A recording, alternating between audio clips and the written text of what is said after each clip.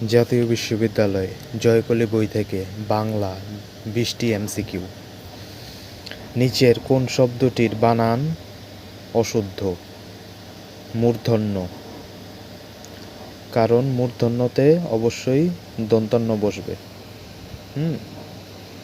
তারপর হচ্ছে বানান শুদ্ধি। মূর্ধন্য মরীচিকা, মহীয়সী, মাহাত্ম্য, মধ্যাহ্ন, মনন্তর, মনস্তত্ত্ব। যৌবনের গান প্রবন্ধে কোন নদীদ্বয়ের উল্লেখ আছে? পদ্মা, ভাগীরথী। কাজী নজরুল ইসলামের যৌবনের গান অভিভাষণের প্রাসঙ্গিক অংশবিশেষ। আমাদের কবিদের বাণী বহে ক্ষীণ ভীরু ঝর্ণাধারার মতো। ছন্দের দুকুল প্রাণপণে আঁকড়িয়া ধরিয়া সে সঙ্গীত গুঞ্জন করিতে করিতে বহিয়া যায়। পদ্মা ভাগীরথীর মতো খরস্রোতা যাহাদের বাণী, আমি তাহাদের বহু পশ্চাতে।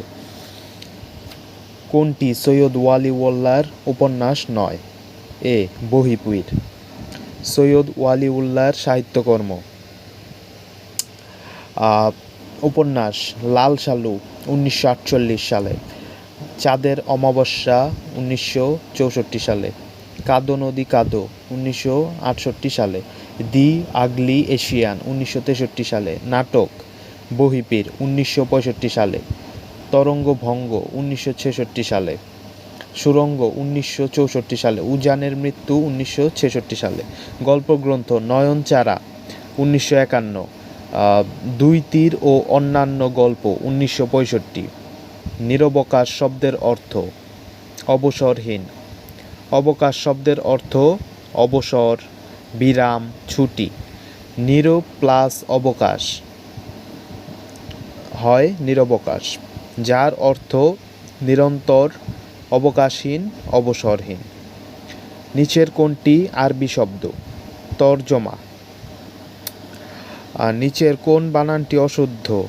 দারা। দারায় ধ হবে না, ব হবে।